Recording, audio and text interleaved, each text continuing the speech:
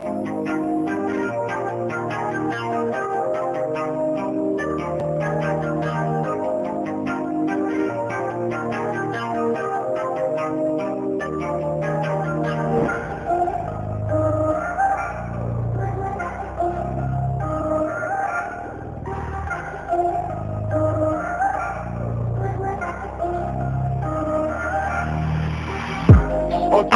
gonna give you what you asking for.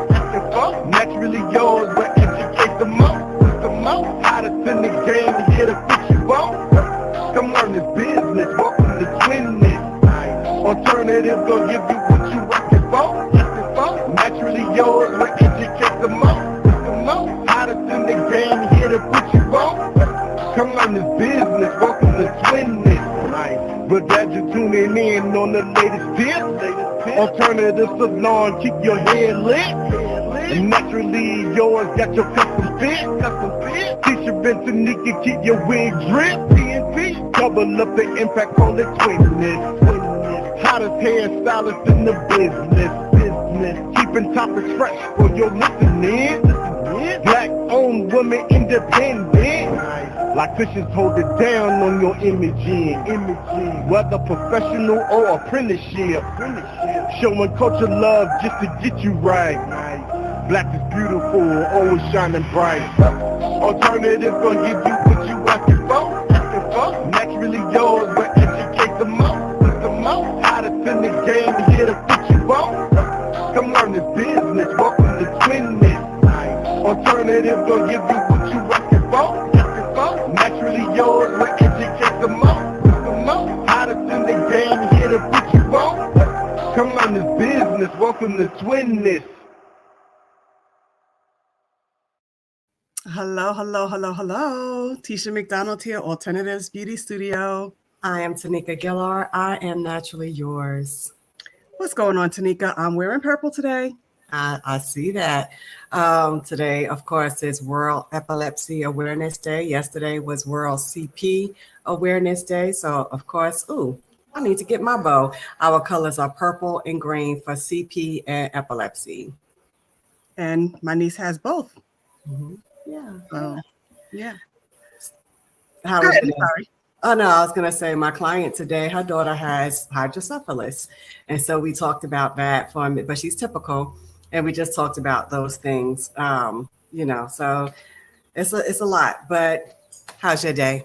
It's good. So let's get right into it.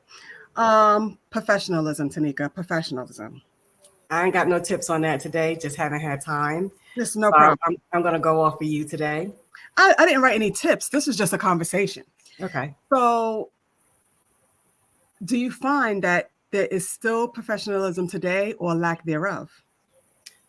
I think it has gone down in all industries.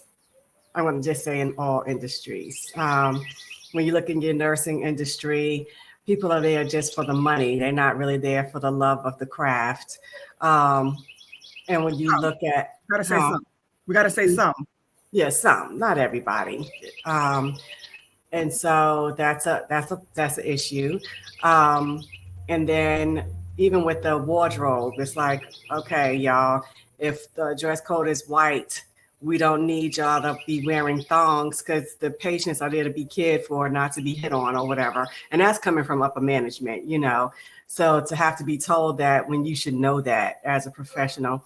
But then you see the teachers as well. They've been coming up a lot on, like, if you curvy, like a curvy teacher, she can't help that she's curvy.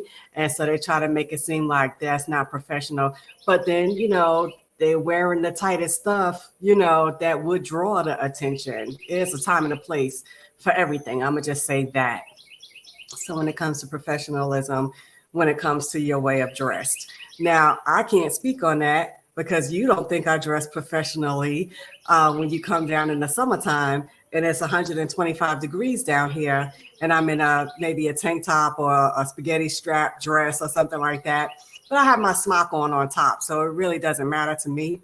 And we're burning up. I'm cooking down here. So I guess, it just depends. Okay.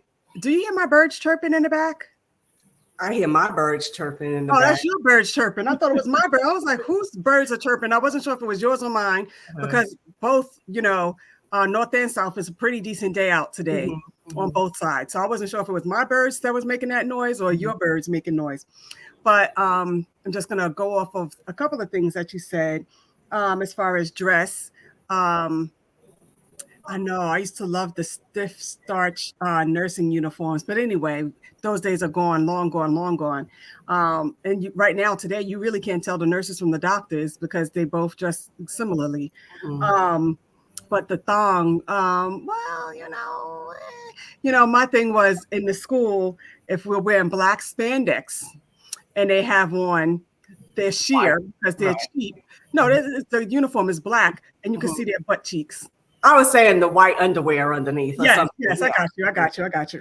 So that is like, and then it's the school's responsibility for me. I'm saying, it's the school's responsibility to let the students know that's not professional, and you cannot wear that standing in front of the window, especially, or go to your car and get something else. Because the students sign and they know what the uniform is. They know what the dress code is. So it's no reason that I should have to speak to you. But if I have to speak to you, then I have to speak to you. And it's for the administration to, that was your thong comment. And then Tamika, this has been, and this has nothing to do with professionalism. This is just in general, because you said across the board, and I'm saying across the board as well.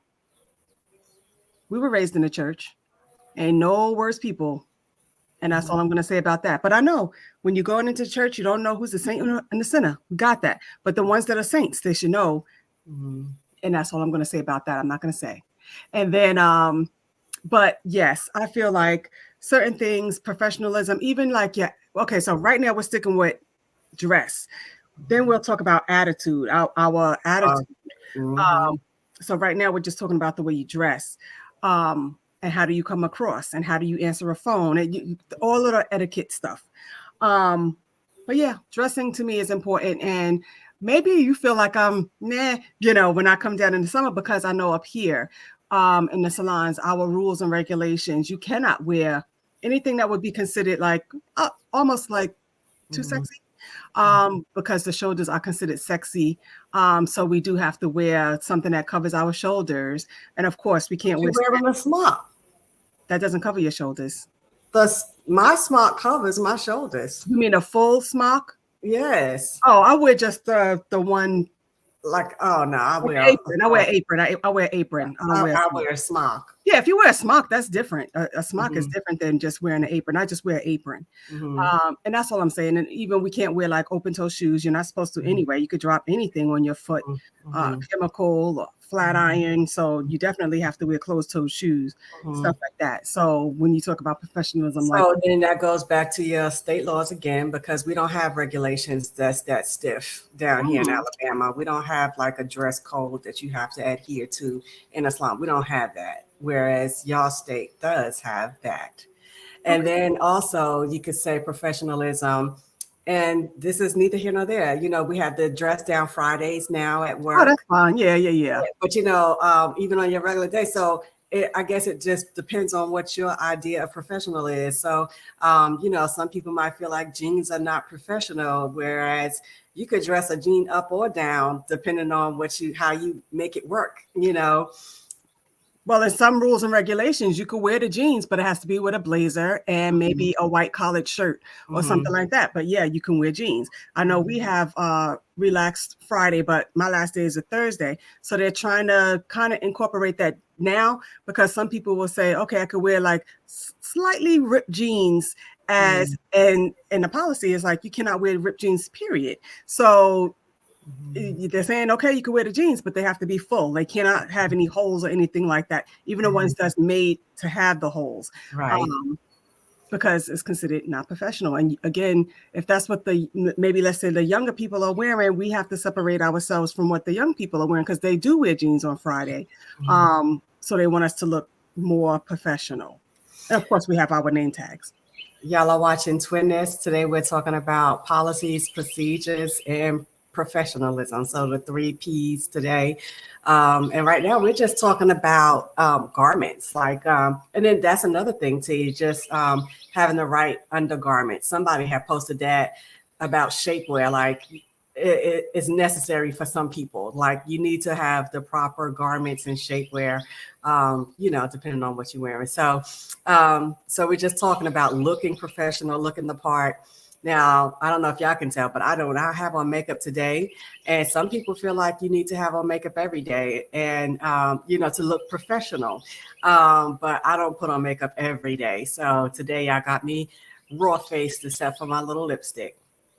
I don't find that you need to wear makeup every day. Some people don't wear makeup. Some people are allergic to makeup. Some people just are not makeup people. They don't know how to apply makeup. So I don't find that to be either here or there.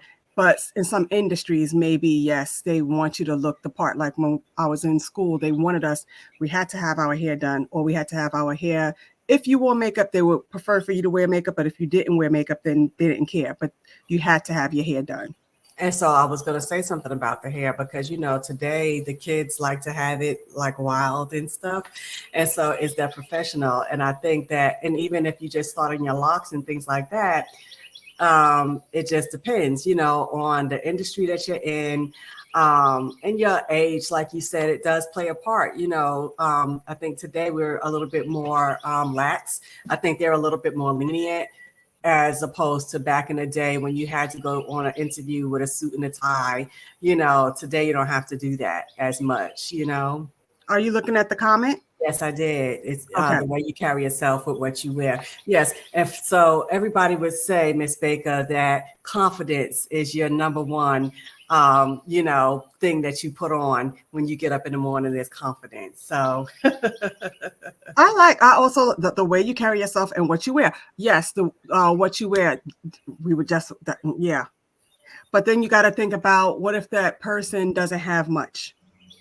You might not have much, but you can clean. Yeah. You could, and but we were talking about the undergarments as well. Sometimes people can't afford the shapewear. Some shapewear is very expensive. Sometimes they weren't raised to know how to wear the shapewear. Right.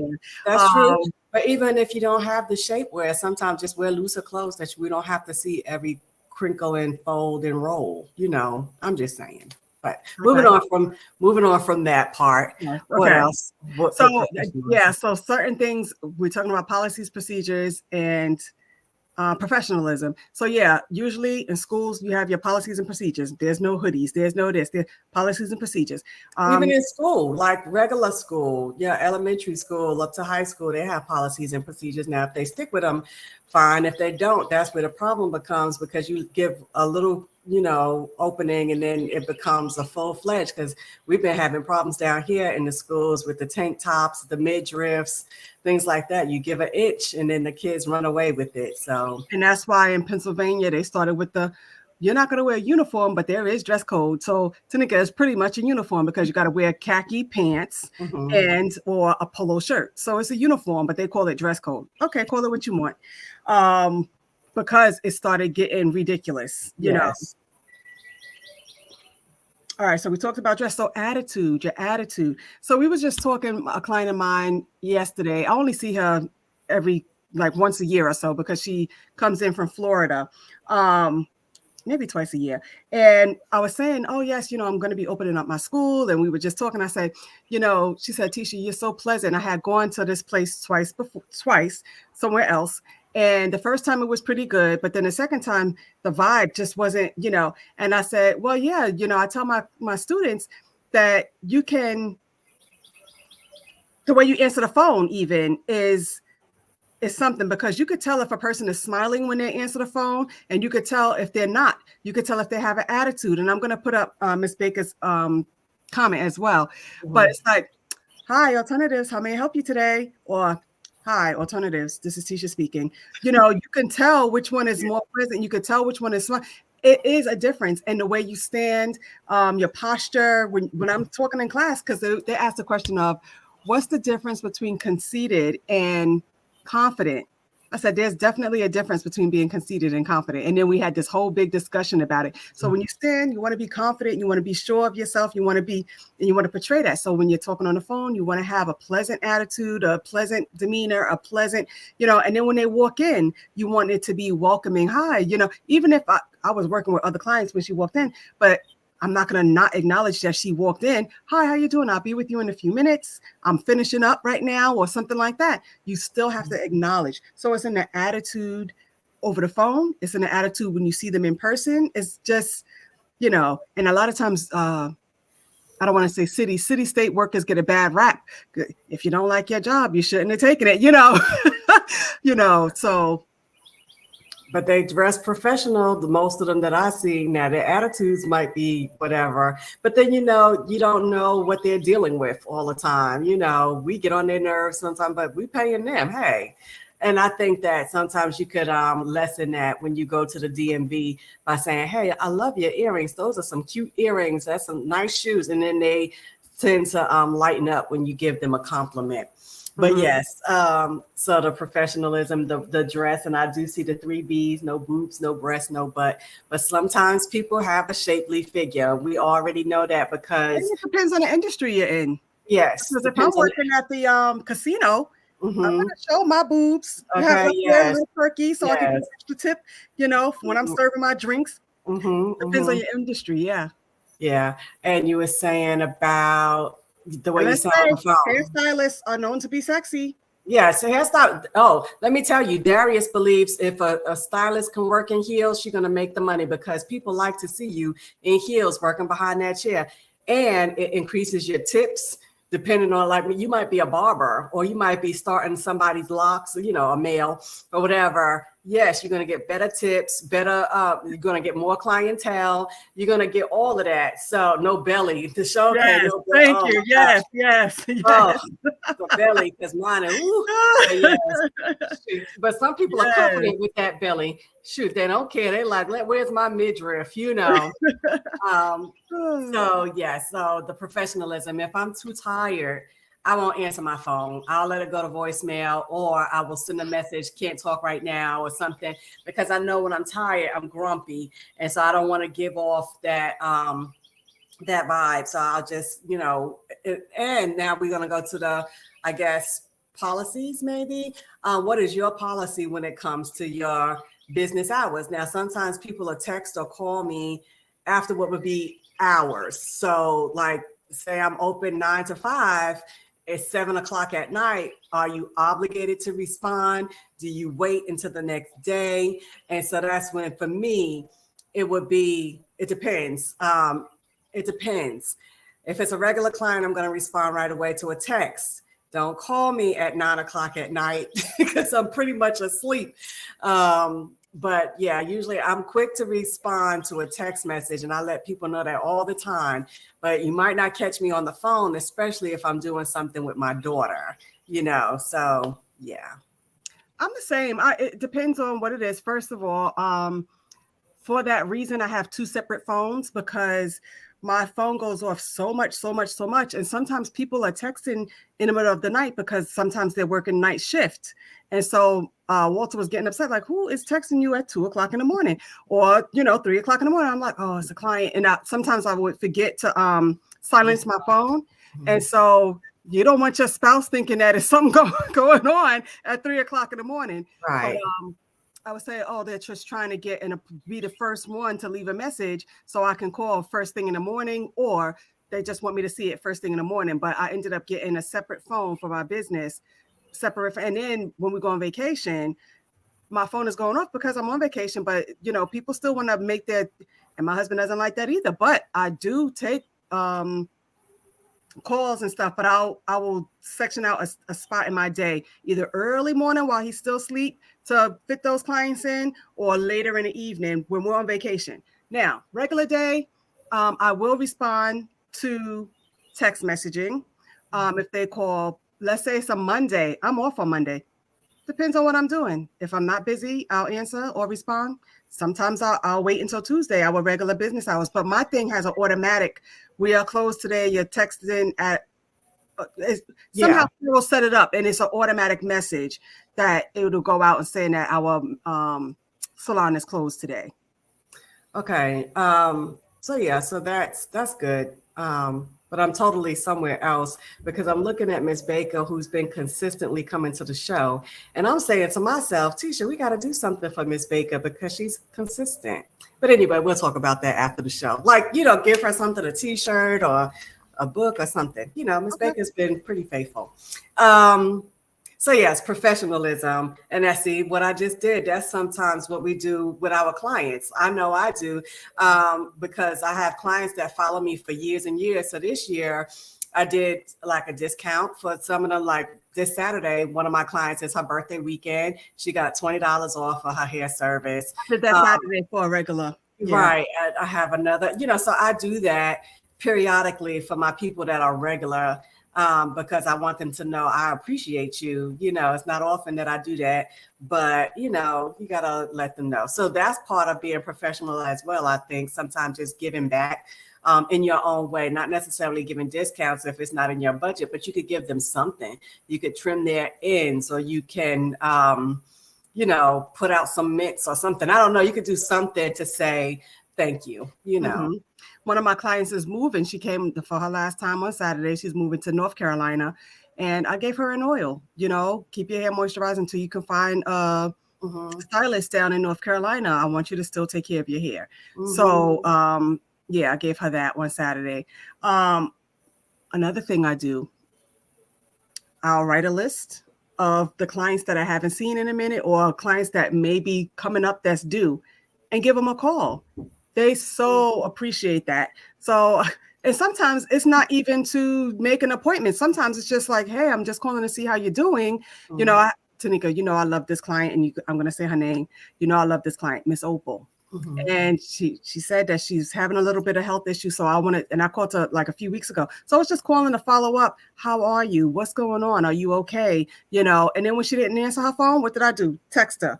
And I said, are you okay? And then I said, I'm concerned. And then she called me. She said, I'm sorry, I didn't mean to make you worry. I'm okay. I didn't hear she's an older client. She said, I didn't hear my phone go off. I don't even know how I didn't hear my phone. Thank you for, pretty much thank you for thinking about me. So I do that every now and again. And there's Michelle.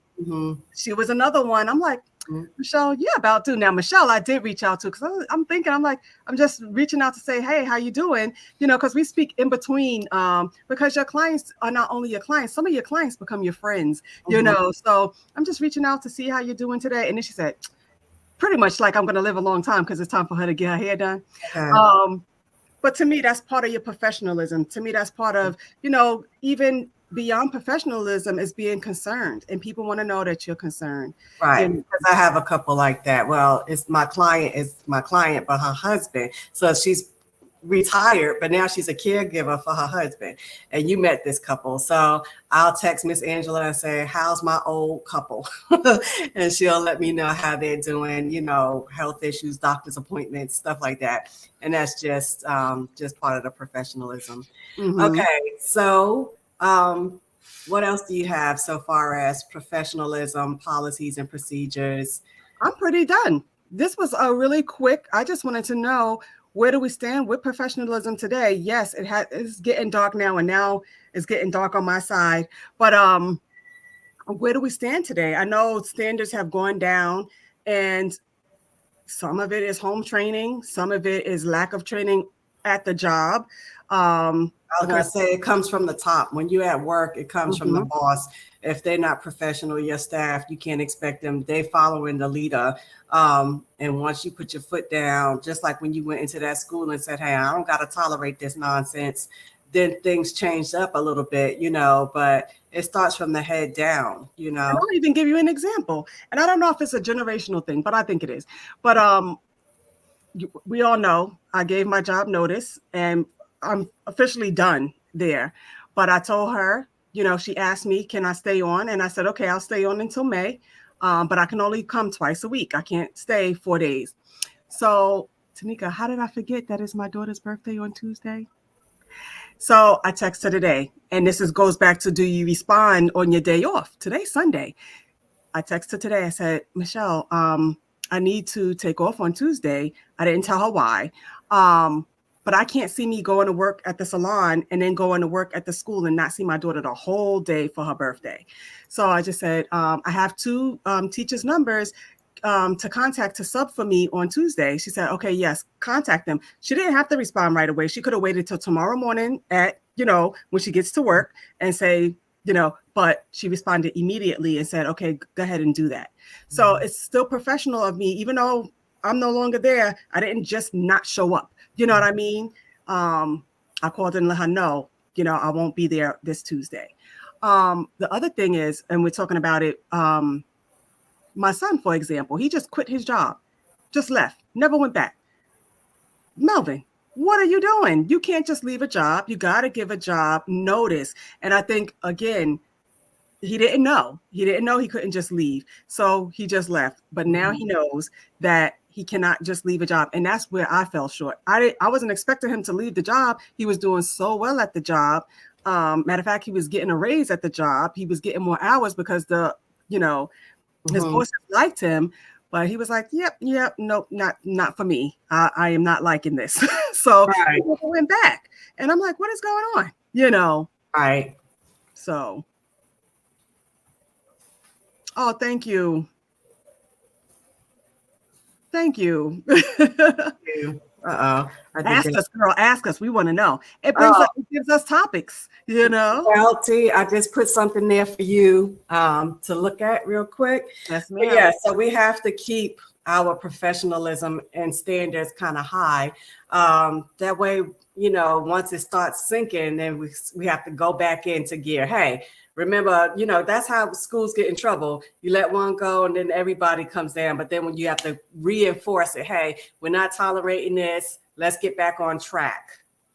Tanika, that's how I went into the school. That was part of the problem. They never nip things in the bud. If you nip this in the bud, it would not have been going on this long. I come in there, I look like I'm the worst name.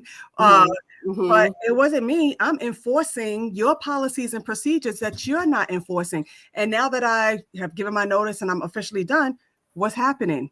Well, the head wraps are coming back because it's like, oh, she's just a sub now. Like, we don't have to obey the rules. Right. You know what? I'm not going to argue with them. You know why? Because I'm not going through this. It's for you, the director, the administrator, to enforce this, so I'm not saying anything. I'm not doing no write-ups. I'm not doing no advising.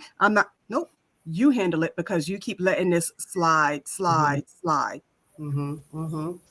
So you guys, y'all are joining Twitness with Tisha and Tanika. We appreciate y'all joining us and catching the replay. Don't forget, y'all, we have books all over Amazon that y'all can get. We're on YouTube, so y'all can catch us on the replay on YouTube at Twitness. And so we just appreciate you guys. And this month, we're just talking business. I think we got maybe one more Sunday. No, this is the last Sunday in the month of March, because next Sunday starts April. So we'll be having a whole different segment for the month of April. But we just was talking about professionalism, policies, and procedures. What you got? Next week, we are talking streams of income. Oh, that's still in the money-making side. Okay. Tanika, it's still business because the week after, because we always have our year in advance, the week after is branding. Marketing. Okay. Now, the last weekend is going to probably be a rebroadcast because the makeup show is in town. Okay. And I'll be there. Okay. I'll be signing up next week. I don't even have my calendar in place. But, April is big for my daughter. It's her birthday month. And so I'll be celebrating her birthday pretty much all month long.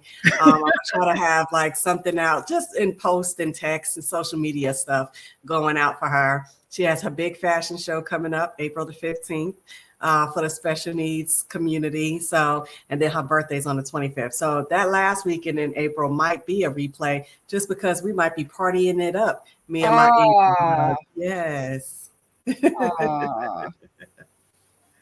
Maybe I'll introduce Miss Rain if she's feeling good on a Sunday.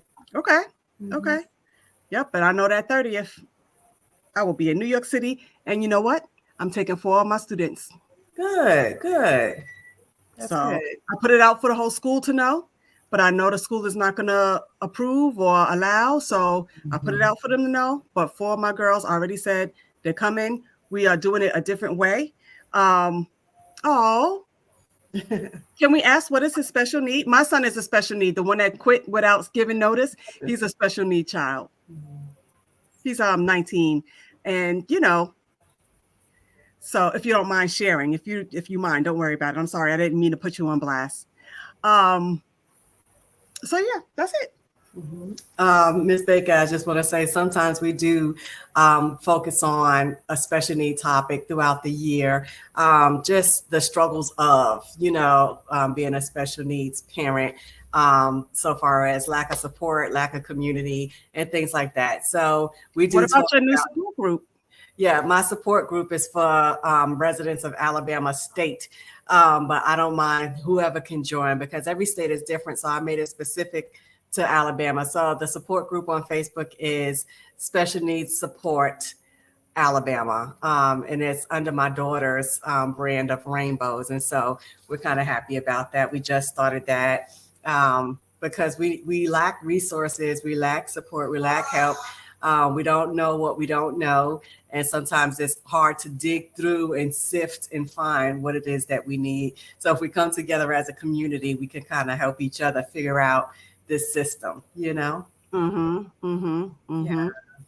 So we want to say thank you guys for joining us tonight. We appreciate it. Thank you for watching it on the replay.